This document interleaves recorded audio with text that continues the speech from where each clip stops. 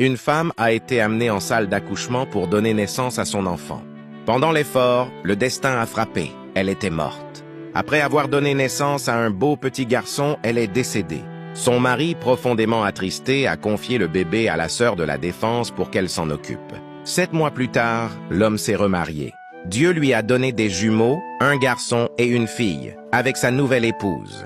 3 ans après, il a ramené chez lui son fils orphelin. La nouvelle femme ne s'est pas occupée de l'enfant. Toute son attention était tournée vers ses propres enfants.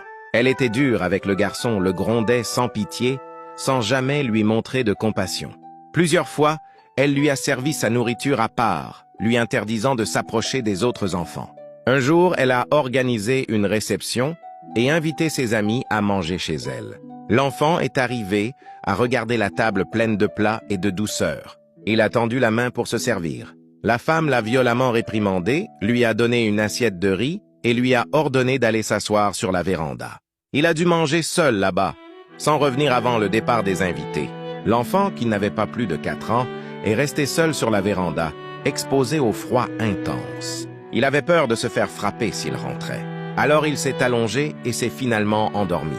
Quand les invités sont partis, la femme a emmené ses enfants se coucher. Le mari est rentré du travail le soir. Elle lui a dit « Je t'ai préparé à manger ».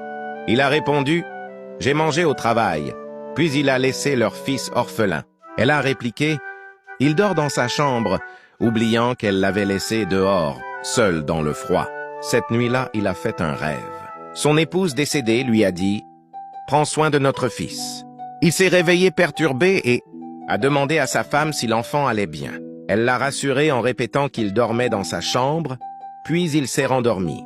Le même rêve l'a réveillé 1 ou 2 fois encore, la voix de son épouse lui répétant « Prends soin de notre fils ». Il a interrogé sa femme à nouveau, qui lui a répondu avec légèreté et ironie. L'enfant dormait pour la 3e fois. Dans son rêve, la défunte lui a dit « Tout va bien, notre fils est avec moi ». Terrifié, il s'est levé et est allé chercher l'enfant dans sa chambre. Il n'y était pas, il a fouillé toute la maison sans le trouver.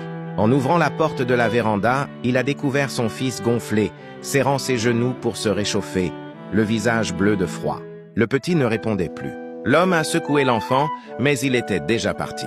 Dans sa main, l'assiette de riz à moitié mangée. Il a pris l'enfant dans ses bras et a pleuré, pleuré.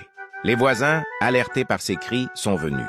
La femme choquée s'est enfuie en voyant l'état du mari qui criait « Si seulement je t'avais écouté quand tu m'as averti, c'est ma faute, j'ai laissé mourir notre fils. » Que cette histoire soit un appel à la conscience. Craignez Dieu dans votre façon de traiter les enfants qui vous sont confiés.